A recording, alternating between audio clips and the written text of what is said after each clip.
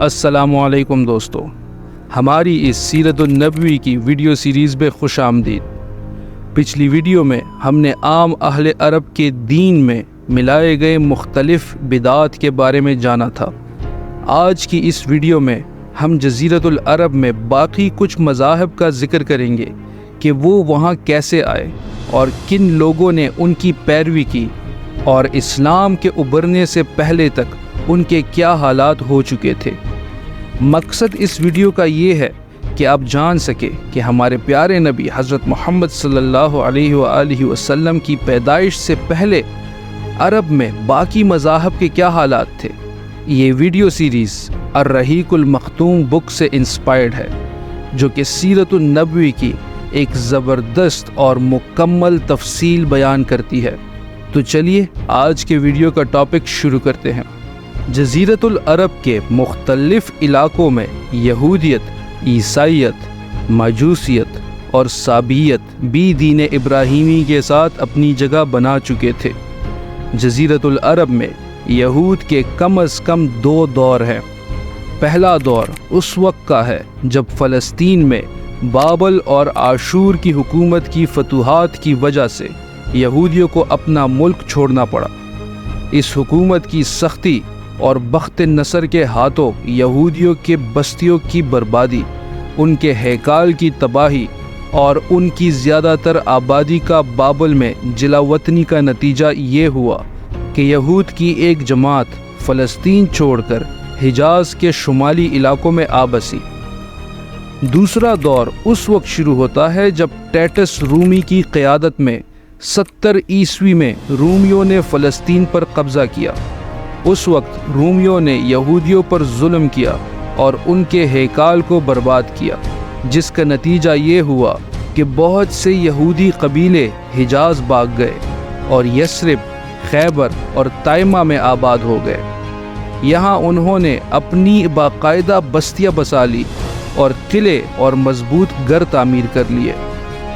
ان یہاں آنے والے یہودیوں کے ذریعے کچھ عرب باشندوں میں بھی یہودیت کا اثر ہوا، اور اسلام کے آنے سے پہلے اور اس کے شروعاتی دور میں ان کا سیاست میں بھی ایک اہم کردار تھا۔ اسلام کے آنے کے وقت مشہور یہودی قبائل میں خیبر، نذیر، مستلق، قریظہ اور قینوقہ شامل ہیں۔ یہودیت کو یمن میں بھی پھیلنے کا موقع ملا۔ یہاں ان کے پھیلنے کی وجہ یمن کے حکمران اسد ابی کرب تھا۔ یہ شخص جنگ کرتا ہوا یثرب پہنچا اور وہاں یہودیت قبول کر لی۔ بنو قریظہ کے 2 یہودی علماء کو اپنے ساتھ یمن لایا اور ان کے ذریعے یہودیت کو یمن میں پھیلاؤ ملا۔ ابی کرب کے بعد اس کا بیٹا یوسف ذو نواس یمن کا حکمران بنا، تو اس نے یہودیت کے جوش میں نجران کے عیسائیوں پر حملہ کر دیا اور انہیں یہودیت قبول کرنے پر مجبور کیا، مگر انہوں نے انکار کر دیا۔ اس پر ذو نواس نے خندق کھدوا کر اس میں آگ جلوائی اور بوڑھے، بچے، مرد، عورت سب کو بنا فرق کے آگ میں جھونک دیا۔ کہتے ہیں کہ اس واقعے میں مرنے والوں کی تعداد 20 سے 40 ہزار کے درمیان تھی۔ یہ واقعہ اکتوبر 523 عیسوی کا ہے۔ قرآن مجید نے سورہ البروج میں اس واقعے کا ذکر کیا ہے۔ جہاں تک عیسائی مذہب کا تعلق ہے تو عرب کے علاقوں میں یہ مذہب حبشی اور رومی قبضہ گیروں کے ذریعے آیا۔ یمن پر حبشیوں کا قبضہ پہلی بار 340 عیسوی میں ہوا اور 378 عیسوی تک برقرار رہا۔ اس دوران یمن میں مسیحی مشن کام کرتا رہا۔ لگ بھگ اسی وقت ایک نیک اور کرامت والے بزرگ جن کا نام فیمیون تھا نجران پہنچے اور وہاں کے لوگوں میں عیسائی مذہب کی تبلیغ کی۔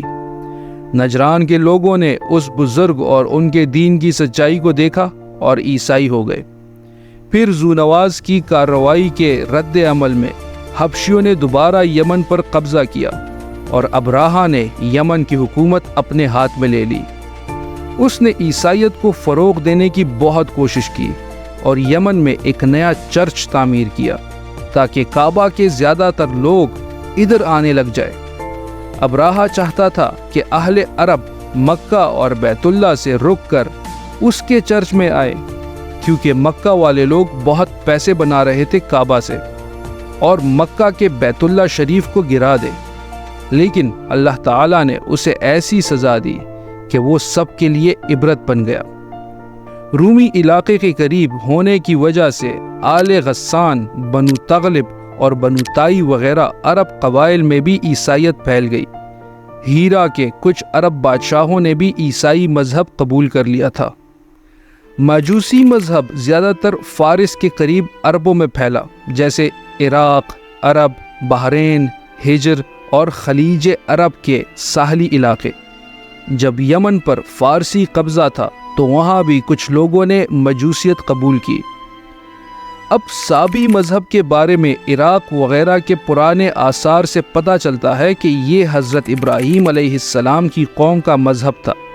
قدیم دور میں شام اور یمن کے بہت سے لوگ بھی اسی مذہب کو مانتے تھے، لیکن یہودیت اور پھر عیسائیت کے آنے کے بعد یہ مذہب ختم ہو گیا تھا۔ پھر بھی کچھ لوگ عراق، عرب اور خلیج عرب کے ساحل پر اس مذہب کو مانتے رہے۔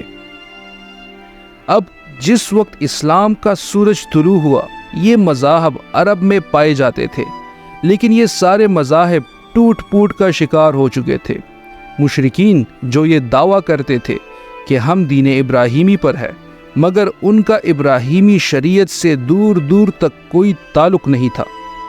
ابراہیمی شریعت نے جن اچھائیوں کی تعلیم دی تھی، ان مشرکین کا ان سے کوئی لینا دینا نہیں تھا۔ ان میں گناہوں کا ڈھیر تھا، اور زمانے کے ساتھ ان میں بھی بت پرستوں کی وہی خرافات اور رسم و رواج پیدا ہو گئے تھے جنہیں دینی عقائد کا درجہ دیا گیا تھا۔ ان رسم و رواج نے ان کی سماجی، سیاسی اور دینی زندگی پر بہت گہرا اثر ڈالا تھا۔ یہودی مذہب کا یہ حال تھا کہ وہ صرف دکھاوا اور حکمرانی بن گیا تھا۔ یہودی رہنما اللہ کے بجائے خود کو رب بنا بیٹھے تھے، لوگوں پر اپنی مرضی چلاتے تھے، اور ان کے دلوں میں آنے والے خیالات اور ہونٹوں کی حرکات تک کا حساب لیتے تھے۔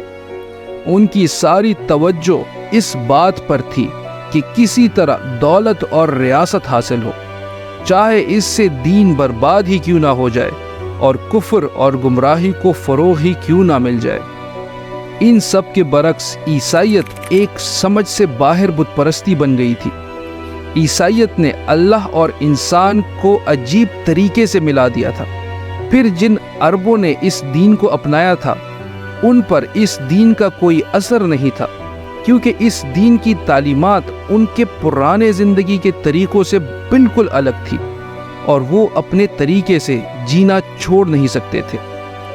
باقی ادیان عرب کے ماننے والوں کا حال بھی مشرکین جیسا ہی تھا، کیونکہ ان کے دل، عقائد اور رسم و رواج سب ایک جیسے تھے۔